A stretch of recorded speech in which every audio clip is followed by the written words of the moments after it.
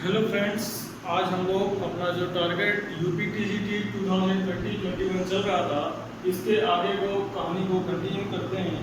इसके आगे चूंकि हम लोग पढ़ रहे थे बल, त्वरण, गति, इन सब के बारे में अध्ययन कर रहे थे। तो आज हम लोग जो हमारा अगला टॉपिक है वो है गति के समीकरण का। तो गति के समीकरण के बारे में अध्ययन करेंगे। तो गति के समीकरण के बारे में हम लोग कक्षा 9 में पढ़ते हैं। गति के समीकरण, गति के मुख्यतः 3 समीकरण होते हैं। गति के कितने समीकरण होते हैं? 3। 1, 2 और 3 समीकरण होते हैं। प्रथम समीकरण,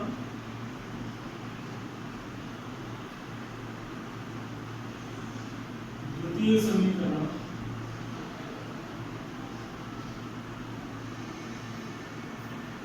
और तृतीय समीकरण।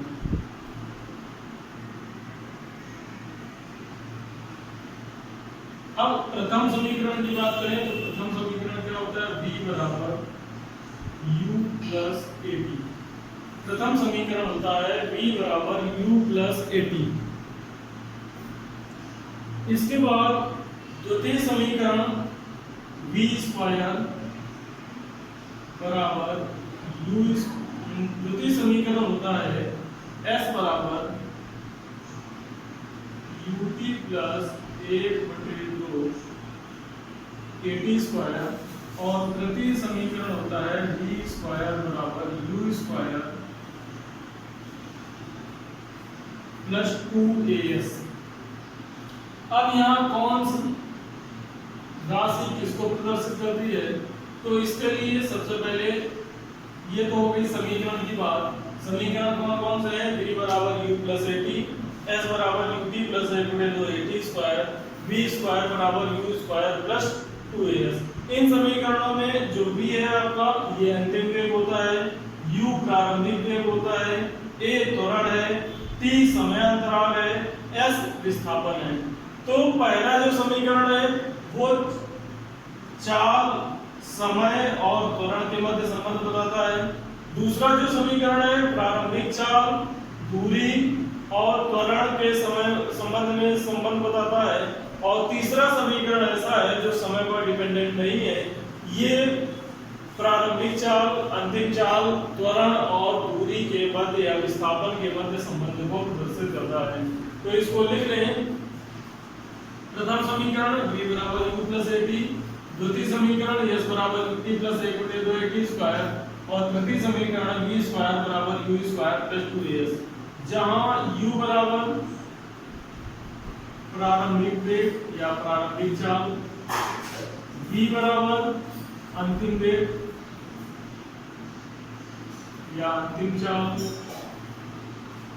s विस्थापन है, s के बाद a आपका त्वरण है, t समयांतराल है,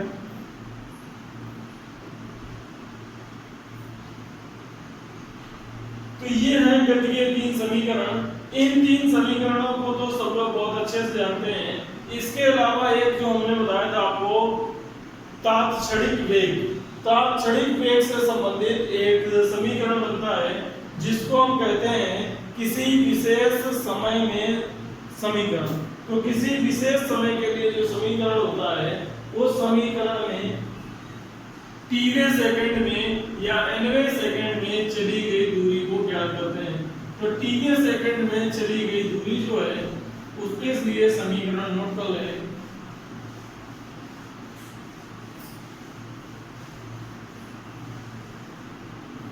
तो tवें सेकंड में चली गई दूरी का समीकरण क्या होता है?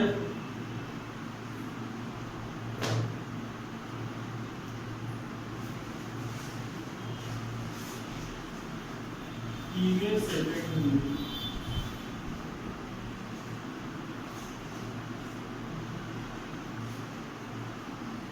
चली गई दूरी। तो tवें सेकंड में चली गई दूरी होती है s बराबर या सफिक्स में इसके t लिख सकते हैं, st tवें सेकंड में चली गई दूरी, st बराबर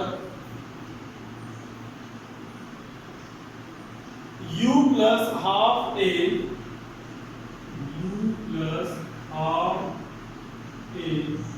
ब्रैकेट में 2t माइनस 1 या कहीं कहीं tवें सेकंड की जगह प्रयोग करते हैं nवें सेकंड में, तो nवें सेकंड में चली गई दूरी लिखेंगे तो वो हो जाएगा Sn बराबर u plus 1/2a into 2n minus 1। तो nवें सेकंड में चली गई दूरी होती है Sn बराबर u plus 1/2a into 2n minus 1। तो जो काम यहाँ t करेगा वही काम n करेगा। n के पदों में भी लिख सकते हैं और t के पदों में भी लिखा जा सकता है। ये बात हो गई गति के समीकरण की। जैसे किसी गतिमान कण के द्वारा 5वें सेकंड में चली गई दूरी ज्ञात कीजिए। किसी गतिमान कण के द्वारा 5वें सेकंड में चली गई दूरी ज्ञात कीजिए जबकि कण विरामावस्था से प्रारंभ होकर एक समान त्वरण 2 मीटर प्रति सेकंड स्क्वायर से गतिमान है। विरामावस्था से प्रारंभ होकर, तो जब भी बात विरामावस्था की होती है तो विरामावस्था में u बराबर 0 होता है। 5वें सेकंड में निकालना है तो t बराबर क्या हो गया 5।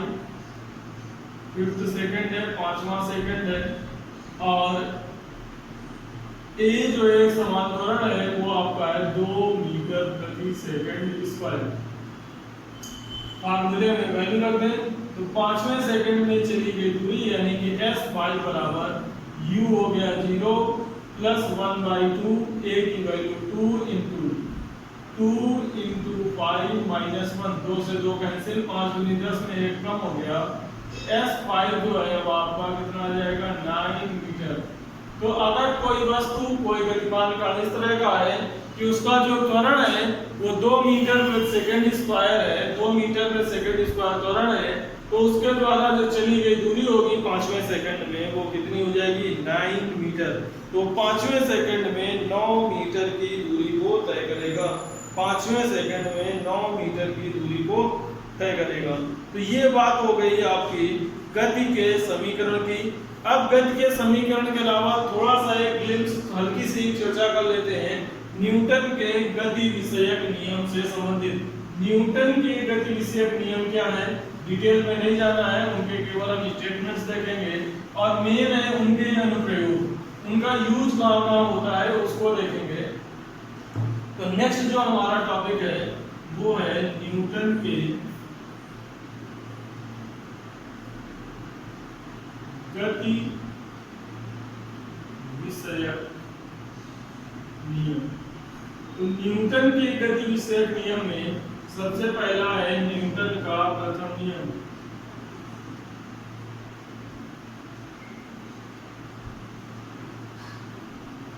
जो न्यूटन का प्रथम नियम है इसको जड़त्व का नियम भी कहते हैं। न्यूटन का प्रथम नियम क्या कहलाता है, न्यूटन का गति का प्रथम नियम, न्यूटन का गति का प्रथम नियम कहलाता है जड़त्व का नियम। तो जड़त्व का नियम क्या है, जड़त्व का नियम हमने जड़त्व के सिद्धांत की चर्चा की थी आपसे। तो जड़त्व का सिद्धांत क्या होता है, अगर कोई वस्तु है उसकी दो अवस्थाओं की चर्चा की थी, या तो वस्तु विराम अवस्था में होती है या गतिकीय अवस्था में होती है। दोनों के बारे में हमने बताया था आपको कि कोई भी वस्तु जो विराम अवस्था में है वो विराम में रहेगी, कब तक, जब तक कोई बाह्य बल न लगाया जाए। कोई वस्तु गतिकीय अवस्था में है तो गतिकीय अवस्था में तब तक रहेगी जब तक उस पर भी कोई बाह्य बल न लगाया जाए। यानी कि प्रत्येक वस्तु अपनी अवस्था में होने वाले परिवर्तन का विरोध करती है, यही कहलाता है जड़त्व का सिद्धांत। यही न्यूटन का गति का प्रथम नियम भी है। तो न्यूटन के गति के प्रथम नियम के अनुसार बल वह कारक है जो किसी स्थिर या गतिशील वस्तु की अवस्था में परिवर्तन कर देता है। यानी कि बल एक ऐसा कारक है, एक ऐसा कारण है जो वस्तु की अवस्था में परिवर्तन कर देता है। स्थिर वस्तु को गतिमान कर देता है, गतिमान वस्तु को स्थिर कर देता है। वो क्या कहलाता है, बल कहलाता है। तो न्यूटन का गति विषयक जो प्रथम नियम है वो गैलीलियो की परिभाषा का, गैलीलियो के जड़त्व के सिद्धांत का एक संक्षिप्त रूप है, जो ये कहता है, लिख लें इसको, बल वह बाह्य कारक है जो किसी स्थिर या गतिशील वस्तु की अवस्था में परिवर्तन कर देता है।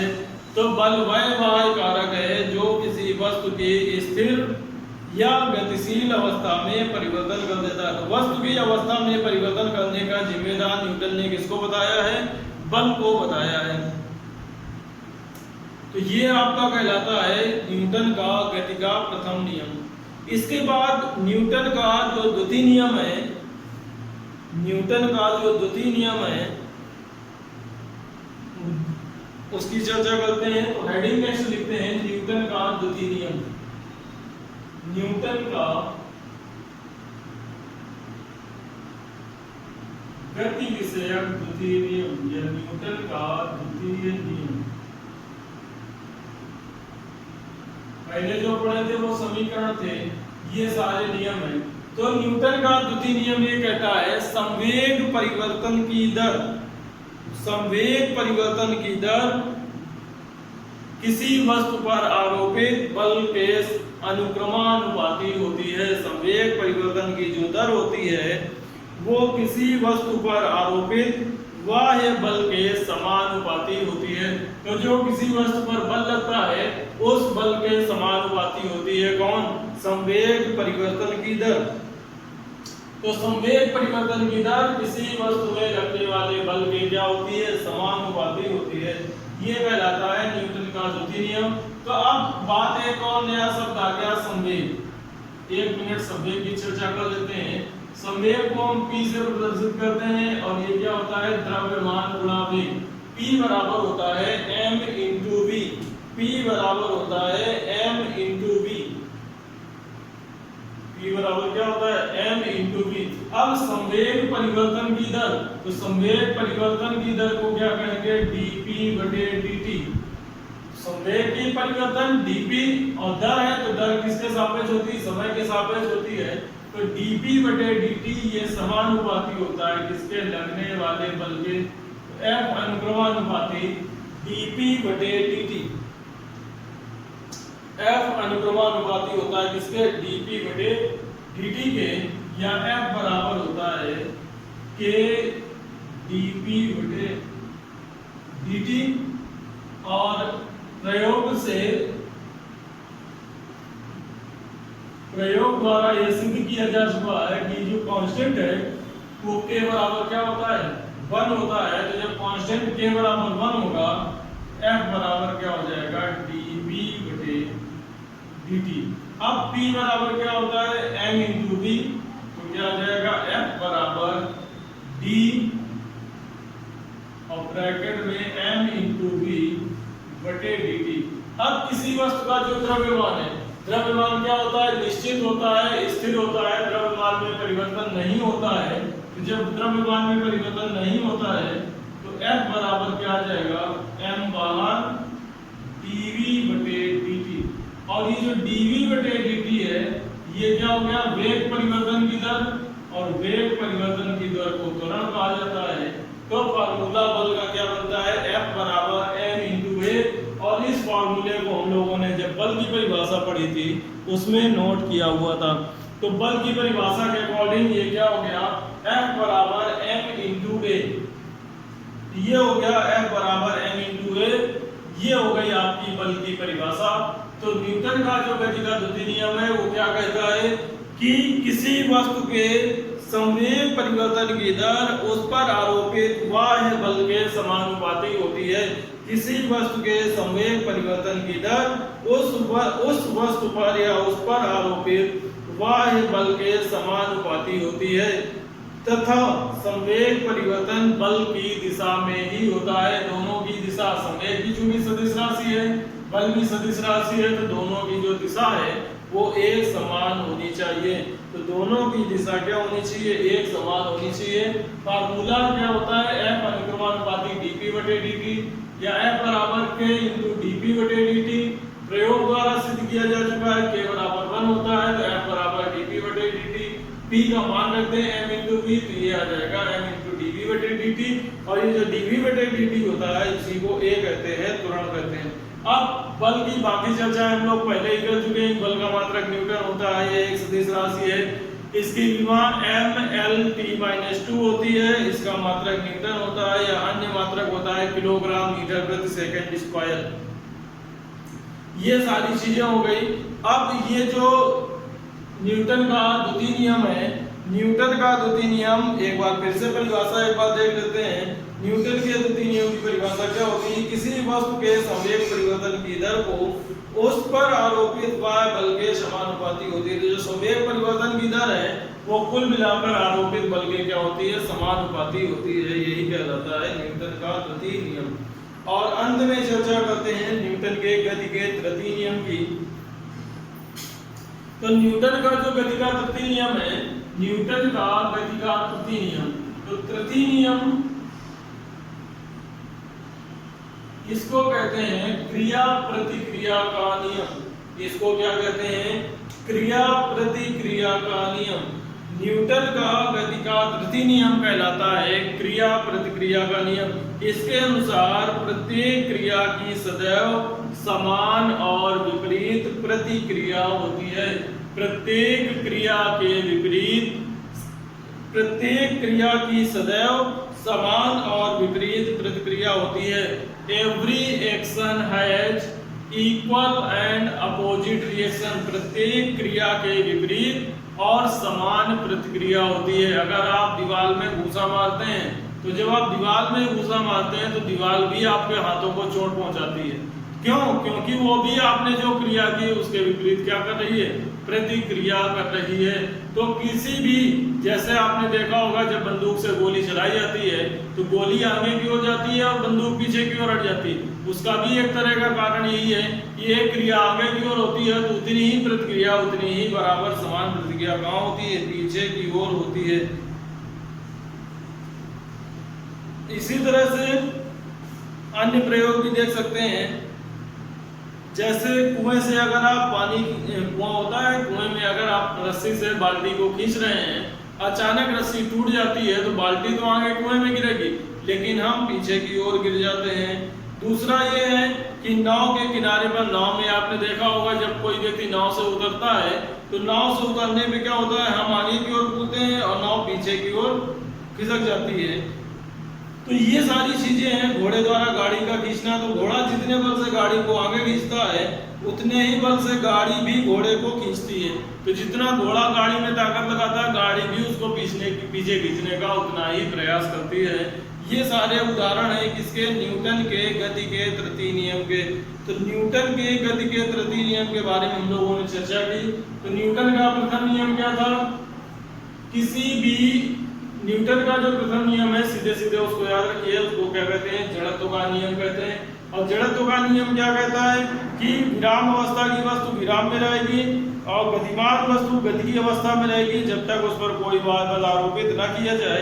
तो न्यूटन ने यही कहा कि बल वह कारक है जो किसी स्थिर गतिशील वस्तु की अवस्था में परिवर्तन कर देता है। किसी स्थिर गतिशील वस्तु की अवस्था में परिवर्तन करने का नियम दिया न्यूटन का प्रथम नियम। संवेग परिवर्तन की दर लगने वाले बल के अनुक्रमानुपाती होती है, न्यूटन का द्वितीय नियम। और न्यूटन का तृतीय नियम कहलाता है क्रिया प्रतिक्रिया का नियम। तो आज की क्लास में हम लोगों ने गति के तीनों समीकरण पढ़े, nवें सेकंड या tवें सेकंड में चली गई वस्तु की दूरी पढ़ी और न्यूटन के 3 नियम पढ़े। तो आज की क्लास को हम लोग यहीं पर समाप्त करते हैं। आगे की चर्चा को कल कंटिन्यू करेंगे।